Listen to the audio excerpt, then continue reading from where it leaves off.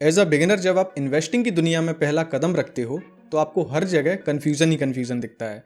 And वो same confusion होता है mutual fund, index fund and ETF के बीच में। ये तीनों नाम सुनते ही समझ नहीं आता कि आखिर पैसा कहाँ लगाया जाए। एंड पता है, असली कन्फ्यूज़न उनके लिए नहीं है जो बिगिनर हैं। असली कन्फ्यूज़न उनके लिए होता है जो थोड़ा बहुत जान चुके हैं कि हाँ, ईटीएफ में लो कॉस्ट इन्वेस्टिंग होती है एंड इंडेक्स फंड में पैसिव इन्वेस्टिंग होती है एंड म्यूचुअल फंड में आपको अल्फा मिलता है, मतलब ज़्यादा रिटर्न्स। तो अब इन्वेस्ट कहाँ पर किया जाए, कौन सा ऑप्शन हमारे रिस्क एपिटाइट के हिसाब से, मतलब हमारी रिस्क लेने की क्षमता के अकॉर्डिंग हमें अच्छे रिटर्न्स दे सके। सो इन सारे सवालों के जवाब हम इस वीडियो में कवर करेंगे कि ये तीनों क्या हैं एंड इनके बीच में डिफरेंस क्या है एंड इनके बीच में सिमिलैरिटीज़ क्या हैं एंड सबसे मेन आपके लिए कौन सा ऑप्शन बेस्ट है। सबसे पहले म्यूचुअल फंड्स। तो म्यूचुअल फंड्स को अगर एक ब्रॉड इमेज पर देखा जाए तो म्यूचुअल फंड्स दो टाइप के होते हैं, एक एक्टिव फंड्स एंड एक पैसिव फंड्स। एंड जो इस वीडियो में हम कवर करने वाले हैं mutual funds and index fund and ETF. तो जो इंडेक्स फंड है वो भी म्यूचुअल फंड का ही एक प्रोडक्ट है। इसे आप ऐसे समझ सकते हो, फॉर एग्जाम्पल जैसे एक मिठाई की दुकान है, ओके, उस पर एक तरफ गुलाब जामुन रखा है एंड एक तरफ काजू कतली रखी है, ओके। तो दोनों मिठाई हैं। इसी तरीके से इंडेक्स फंड एंड और कोई भी फंड वो म्यूचुअल फंड ही है। अब मिठाई के ही दोनों प्रोडक्ट हैं, चाहे आप गुलाब जामुन देख लो या एक काजू कतली देख लो, लेकिन ये दोनों प्रोडक्ट काफ़ी अलग हैं एक दूसरे से। उसी तरीके से म्यूचुअल फंड का ही एक प्रोडक्ट है इंडेक्स फंड, जो हम इस वीडियो में कवर कर रहे हैं, ये क्लियर रखना। तो म्यूचुअल फंड्स को अगर ब्रॉड इमेज पर देखा जाए तो म्यूचुअल फंड्स दो टाइप के होते हैं, एक एक्टिव फंड्स एंड एक पैसिव फंड्स। इन दोनों के बीच का डिफरेंस समझना आपके लिए बहुत जरूरी है। एक्टिव फंड्स क्या होते हैं? एक्टिव फंड्स वो फंड्स होते हैं जिनमें बेसिकली जो फंड मैनेजर होता है, हर एक फंड का एक फंड मैनेजर होता है, वो उस फंड को एक तरीके से मैनेज करता है। तो एक्टिव फंड्स वो फंड्स होते हैं जिनमें एक फंड मैनेजर उस फंड को एक्टिवली मैनेज कर रहा है, विच मीन्स वो उस फंड में अपनी क्वालिफिकेशन एंड अपनी रिसर्च के अकॉर्डिंग स्टॉक्स को, उन कंपनीज को चूज करता है कि किस कंपनी में कितना पैसा लगाना है, किस सेक्टर में कितना पैसा लगाना है, किस कंपनी में कितना पैसा लगाना है। ये सारी चीज़ें एक फंड मैनेजर डिसाइड करता है एक्टिव फंड में। एंड अगर पैसिव फंड्स की बात आती है तो पैसिव फंड्स में जो फंड मैनेजर होता है उसे अपने दिमाग से कोई भी डिसीजन नहीं लेना होता, वो किसी ना किसी इंडेक्स को कॉपी कर रहा होता है, उसे हम बोलते हैं पैसिव फंड्स। तो ये दो चीज़ें आपको समझना बहुत ज़रूरी है इस वीडियो के लिए। तो अगर इस वीडियो में मैं म्यूचुअल फंड्स बोल रहा हूँ, उसका मतलब है मैं एक्टिव फंड की बात कर रहा हूँ, ओके।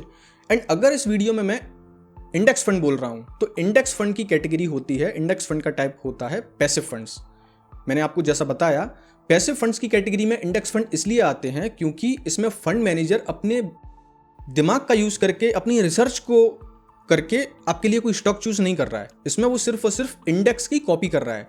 दैट्स वाई जो इंडेक्स फंड हैं वो एक पैसिव फंड्स की कैटेगरी में आते हैं। लेकिन जब मैं म्यूचुअल फंड की बात कर रहा हूँ, विच मीन्स एक्टिव फंड्स, तो यहाँ पर जो फंड मैनेजर है वो एक्टिवली काम कर रहा है, वो अपनी रिसर्च कर रहा है, उसके बैकएंड में एक टीम लगी है, वो काफ़ी सारा डेटा लेकर आती है एंड उस डेटा के ऊपर रिसर्च की जाती है, उसका एनालिसिस किया जाता है, उसके अकॉर्डिंग आपने जो भी फंड चूज़ किया है उसमें वो उस फंड में वो स्टॉक चूज़ किया जाता है एंड उसमें पैसा लगाया जाता है। तो वो एक्टिव फंड की कैटेगरी में आते हैं। तो ये दो चीज़ें आपको अब क्लियर हो गई होंगी। एंड ये सब जितनी भी रिसर्च वगैरह होती है, बैकएंड में टीम काम करती है, फंड मैनेजर भी काम करता है, तो इस सारी चीज़ें जो होती हैं इनके लिए आपसे एक मिनिमल कॉस्ट ली जाती है, उसे बोलते हैं एक्सपेंस रेशियो। अब क्योंकि एक्टिव फंड में ज़्यादा काम होता है, पैसिव फंड में तो टीम भी नहीं होती, पैसिव फंड में तो जो फंड मैनेजर है वही इंडेक्स में देखता है कि कौन सी कंपनीज हैं इंडेक्स में, उन्हीं कंपनीज में उसी वेटेज के अकॉर्डिंग पैसा लगाता है। तो एक्टिव फंड में जब काम ज़्यादा होता है तो जाहिर सी बात है एक्टिव फंड में जो फीस ली जाती है, जैसे हम एक्सपेंस रेशियो बोलते हैं, ये थोड़ा सा ज़्यादा होता है। एक्चुअली थोड़ा नहीं होता, बहुत ज़्यादा होता है इंडेक्स फंड के कंपैरिजन में, पैसिव फंड्स के कंपैरिजन में। तो क्योंकि ये एक्टिव फंड है, इसका एक्सपेंस रेशियो भी आपसे ज़्यादा लिया जाता है, लेकिन उसके अपने फायदे हैं। क्योंकि ये एक्टिव फंड है तो फंड मैनेजर अपने रिसर्च के अकॉर्डिंग स्टॉक चूज कर रहा है, तो वहाँ पर आपको रिटर्न मिलने के चांसेस भी ज़्यादा होते हैं, जैसे हम अल्फा बोलते हैं कि म्यूचुअल फंड है तो म्यूचुअल फंड में आपको, अगर कोई एक्टिव फंड है तो उसमें आपको एक अल्फा मिलता है, विच मीन्स आपको ज़्यादा रिटर्न्स मिलने की चांसेस होते हैं, क्योंकि उसमें फंड मैनेजर रिसर्च करके स्टॉक चूज कर रहा है। लेकिन पैसिव फंड्स में तो हो नहीं रहे। पैसिव फंड्स में तो वो इंडेक्स को देखते हैं, उसी के अकॉर्डिंग जो भी स्टॉक होते हैं, जो भी कंपनीज होती हैं, उनमें आपका पैसा इन्वेस्ट कर दिया जाता है। अब समझते हैं कि इंडेक्स फंड्स क्या होते हैं। तो इंडेक्स फंड, जैसा मैंने आपको बताया कि पैसिव फंड्स की कैटेगरी में आते हैं, क्योंकि इनमें फंड मैनेजर एक्टिवली काम नहीं कर रहा होता है, वो सिर्फ और सिर्फ इंडेक्स को कॉपी कर रहा होता है। फॉर एग्जाम्पल, निफ्टी 50 के अगर आप इंडेक्स फंड में इन्वेस्ट करते हो तो फंड मैनेजर को यहाँ पर कुछ नहीं करना, वो निफ्टी 50 को देखेगा कि इसमें 50 जो कंपनी है वो ये वाली हैं, उन्हीं कंपनीज में, एंड जिस वेटेज में निफ्टी 50 में वो कंपनीज हैं, फॉर एग्जांपल इस टाइम पर अगर आप देखोगे तो HDFC बैंक की ज़्यादा वेटेज है निफ्टी 50 के अंदर, तो वो उसी वेटेज के अकॉर्डिंग आपका पैसा इन्वेस्ट करेगा। फॉर एग्जांपल निफ्टी 50 में अगर HDFC बैंक की 15% वेटेज है, विच मीन्स निफ्टी 50 को ऊपर नीचे ले जाने में HDFC बैंक का 15% हिस्सा होता है। तो यहाँ पर HDFC बैंक एक बड़ा पोर्शन लेके बैठा है। तो जब आप 100 रुपये इन्वेस्ट करोगे तो उसमें इंडेक्स फंड में निफ्टी 50 के में, तो आपके 100 रुपये में से 15 रुपये इन्वेस्ट किए जाएंगे HDFC बैंक में।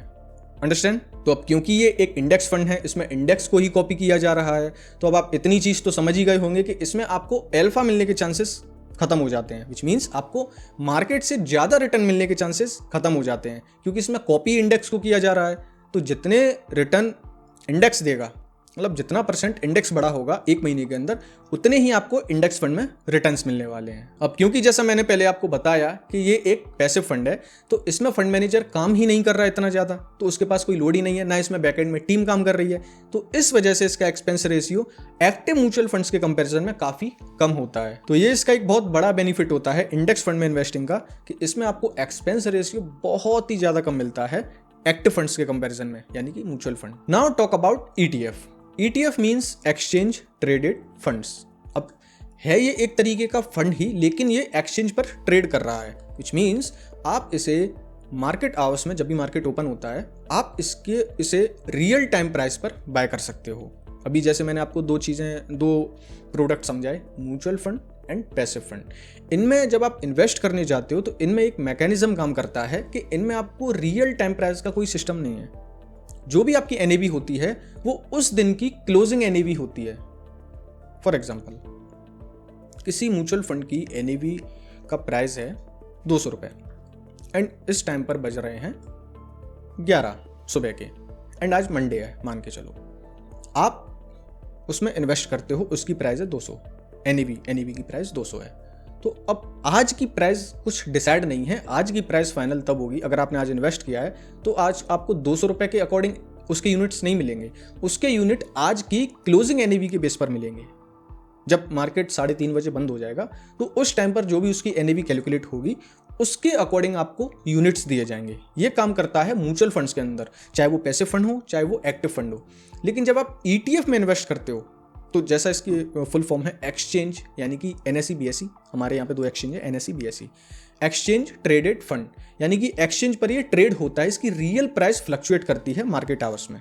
तो इसे आप जो प्राइस आपको दिख रही है आप उसी प्राइस पर बाय करोगे, एंड ये उसी प्राइस पर, लाइक स्टॉक जैसे हम स्टॉक खरीदते हैं उसी तरीके से आप इसे खरीद सकते हो अपने पोर्टफोलियो में। एंड म्यूचुअल फंड्स में तो आप बिना डीमैट अकाउंट के भी इन्वेस्ट कर सकते हो। आप अपनी बैंक में जाओगे, आपकी SIP क्रिएट कर देंगे, आप इन्वेस्ट कर सकते हो।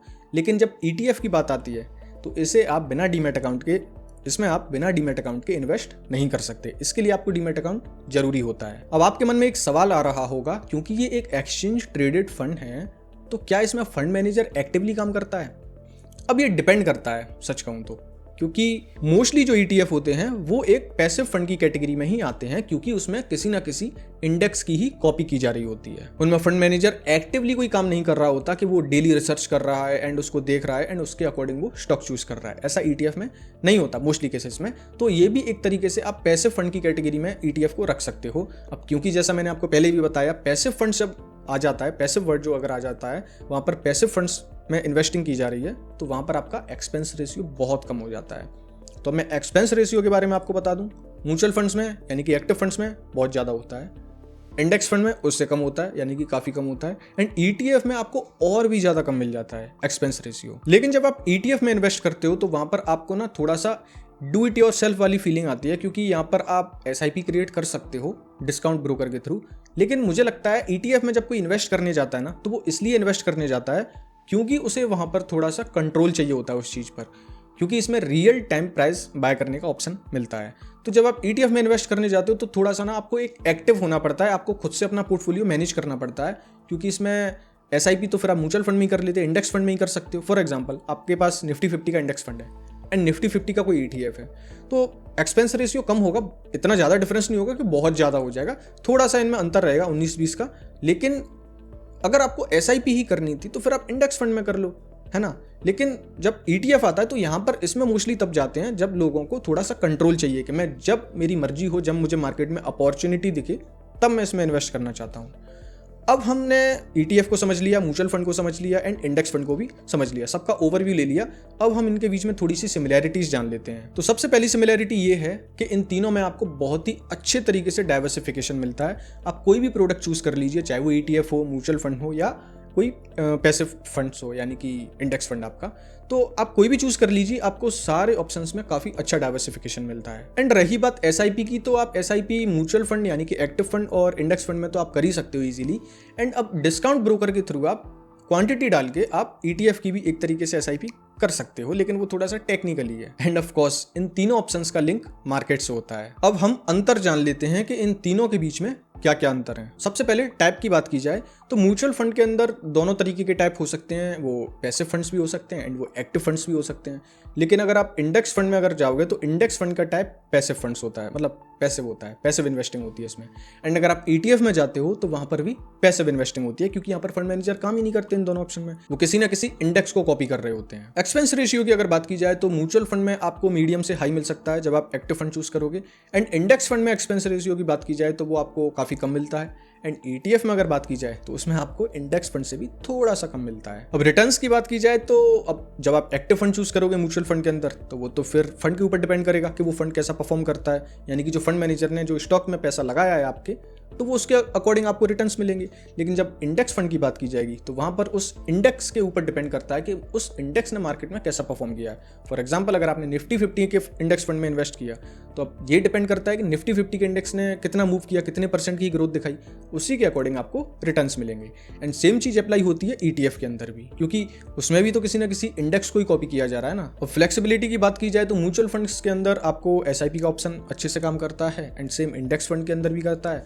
लेकिन जब आप ETF की तरफ जाते हो तो मोस्टली लोग SIP यूज भी नहीं करते ETF में, तो वहां पर एक DIY जैसा प्रोसेस है कि आपको खुद से ही बाय सेल करना पड़ेगा। एंड ETF के अंदर आपको डीमैट अकाउंट की भी नीड होगी। लेकिन अगर आप म्यूचुअल फंड या इंडेक्स फंड में इन्वेस्ट करने जाओगे तो वहां पर आप बैंक के थ्रू भी आराम से इन्वेस्ट कर सकते हो। अब बाय और सेल प्रोसेस की बात करते हैं तो वहां पर अगर आप म्यूचुअल फंड्स के अंदर इन्वेस्ट करते हो तो वहां पर जैसा मैंने आपको पहले बताया कि क्लोजिंग NAV के बेस पर आप बाय करते हो एंड क्लोजिंग NAV के बेस पर ही आपको सेल में जो भी वैल्यू होती है वो मिलती है। एंड सेम तरीके से ये प्रोसेस इंडेक्स फंड में भी काम करती है। लेकिन ETF में केस अलग ही हो जाता है, क्योंकि जब आप ETF में इन्वेस्ट करते हो तो वहाँ पर आपको रियल टाइम प्राइस मिलता है, यानी कि जैसे 100 रुपये अगर आपको प्राइस दिख रही है तो आप बाय करोगे तो 100 रुपये पे ही आपका बाय होगा। एंड सेम तरीके से जब आप सेल करने जाओगे तो जो भी आपको प्राइस दिख रही है उसी प्राइस पर आपका सेल हो जाएगा। तो इसमें NAV का सिस्टम कोई भी नहीं है।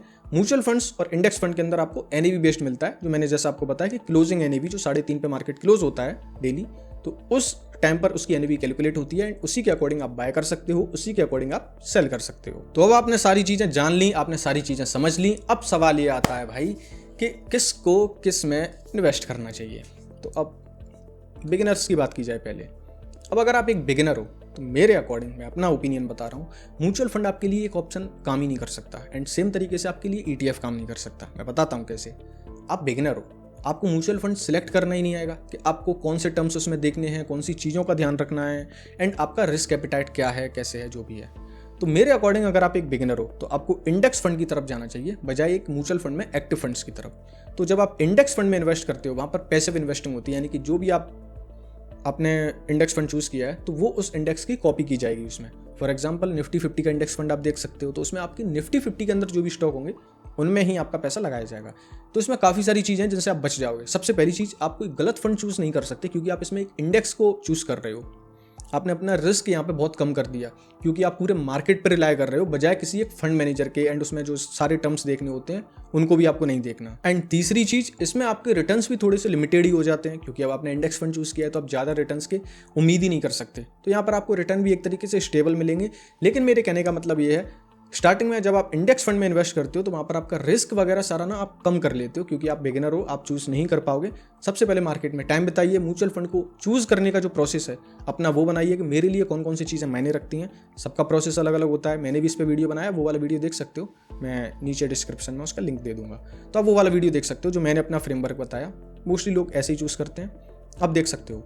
तो बिगिनर्स के लिए मेरे अकॉर्डिंग ETF क्यों बेस्ट नहीं है, क्योंकि ETF में थोड़ा सा DIY वाला प्रोसेस है, आपको खुद से चूज़ करना पड़ेगा, खुद से बाय करना पड़ेगा, तो उसका भी प्रोसेस थोड़ा सा डिफरेंट हो जाता है। तो दैट्स वाई आपके लिए एक बेस्ट ऑप्शन मेरे अकॉर्डिंग होगा, वो होगा आपके लिए इंडेक्स फंड। अगर आप एक बिगिनर हो तो आपको इंडेक्स फंड की तरफ जाना चाहिए। नाउ अगर आप एक म्यूचुअल फंड सिलेक्ट कर सकते हो, आपको इतनी नॉलेज है कि आप उन टर्म्स को समझते हो, तो फिर आप एक अच्छा म्यूचुअल फंड चूज कर सकते हो, एक्टिव फंड, जिसमें आपको लगता है कि हाँ ये फंड आगे अच्छे रिटर्न्स दे सकता है, तो फिर तो कोई प्रॉब्लम ही नहीं है, आप आराम से कोई भी म्यूचुअल फंड चूज कर सकते हो। मैं ये बात तब कर रहा हूँ जब आपको नॉलेज है। तो सबसे पहले आप खुद का एक तरीके से एनालिसिस करिए कि आपको कितनी नॉलेज है एंड आपका रिस्क एपिटाइट क्या है। अगर आप बिल्कुल बिगिनर हो, आंख बंद करके किसी इंडेक्स फंड में इन्वेस्ट करिए, चाहे वो स्मॉल कैप इंडेक्स फंड हो, चाहे वो लार्ज कैप इंडेक्स फंड हो यानी कि निफ्टी 50 हो, या कोई मिड कैप फंड हो। तो आप अपने अकॉर्डिंग डिसाइड करिए। ये मिड कैप फंड तो एक्टिव फंड की कैटेगरी में हो जाएगा, यानी कि आप कोई ना कोई इंडेक्स चूज करिए कि आपको किस इंडेक्स फंड में इन्वेस्ट करना है। ओके, एंड अगर आप सिलेक्ट कर सकते हो, वेल एंड गुड, आप अपनी रिसर्च करिए, आप अपने लिए म्यूचुअल फंड चूज करिए। अब बात आती है ETF की, एंड ETF मेरा काफ़ी फेवरेट क्या होता है, ETF मेरा फेवरेट है। मैं ETF में इन्वेस्ट करता हूँ, म्यूचुअल फंड्स में मैं नहीं करता अभी तक फिलहाल। ओके, तो अब ETF में क्या चीज़ है, ETF में ना आपको काफ़ी सारी फ्लेक्सिबिलिटी मिलती है, म्यूचुअल फंड से भी ज़्यादा मिलती है, लेकिन इसमें आपका रिटर्न्स भी अभी ना एक तरीके से कैप लग जाता है कि आप मार्केट से ज़्यादा रिटर्न नहीं ले पाओगे, क्योंकि जिस हिसाब से आपका इंडेक्स मूव करेगा उतनी आपको रिटर्न्स मिलेंगे। तो ETF थोड़ा सा प्रो लेवल का है मेरे अकॉर्डिंग, जब तक आपको चार्ट का एनालिसिस करना नहीं आता, आपको प्राइस एक्शन नहीं आता। अब ऐसे आप पैसिव इन्वेस्टिंग कर सकते हो उसमें कि हाँ ठीक है, जब भी मन हुआ खरीद लिया या उसमें SIP कर ली, लेकिन मोस्टली जो ETF लाए गए थे वो इसलिए लाए गए थे कि काफ़ी फ्लेक्सिबिलिटी हो, लोग चार्ट के अकॉर्डिंग उसमें प्राइस एक्शन देख के इन्वेस्ट कर सकें। तो मैं तो तुक्के से नहीं लेता, मैं क्योंकि मैं एक ट्रेडर हूँ, तो मैं उसके अकॉर्डिंग जो भी अपना चार्ट वगैरह होता है उसके अकॉर्डिंग सारे डिसीजंस लेता हूँ। तो ETF मेरे अकॉर्डिंग थोड़ा सा प्रो लेवल का है, लेकिन अगर आप एक बिगिनर भी हो तो भी आप ETF में भी इन्वेस्ट कर सकते हो, क्योंकि वहाँ पे भी आपको पैसिव इन्वेस्टिंग मिलती है, वहाँ पे आपका रिस्क म्यूचुअल फंड्स के कंपैरिजन में काफ़ी कम हो जाता है, एंड आपके रिटर्न्स भी मार्केट के ऊपर रिलाई करते हैं। जैसा मार्केट रिटर्न देगा वैसे ही आपके म्यूचुअल फंड्स में रिटर्न आएंगे। तो वो आपके लिए एक बेस्ट ऑप्शन इसलिए हो जाता है क्योंकि आप मार्केट पर रिलाई कर रहे हो, तो कोई प्रॉब्लम वाली बात ही नहीं है। तो कोई भी एक इंडेक्स का आप ETF ले लो, एंड ETF काफ़ी सारे होते हैं, आप कमोडिटी के हो सकते हैं, लाइक गोल्ड है, सिल्वर है, इंडेक्स फंड के ETF होते हैं, फार्मा सेक्टर के हो सकते हैं, यानी कि कोई भी सेक्टर हो सकता है, उसका भी कोई ना कोई ETF हो सकता है, end of course index fund भी हो सकते हैं। तो आपको जो भी सेक्टर पसंद है आप उसकी ETF में इन्वेस्ट कर सकते हो। आपको कोई गोल्ड पसंद है, फॉर एग्जांपल अभी गोल्ड ज़्यादा चल रहा है, तो आप गोल्ड ETF में इन्वेस्ट कर सकते हो। आपको सिल्वर में करना है, आप सिल्वर की ETF में इन्वेस्ट कर सकते हो। तो ETF एक तरीके से बिगिनर के लिए भी है, प्रो लेवल के लिए भी है, एंड जो बीच में अभी झोल खा रहा है उसके लिए भी है। ETF एक तरीके से सबके लिए सूटेबल है।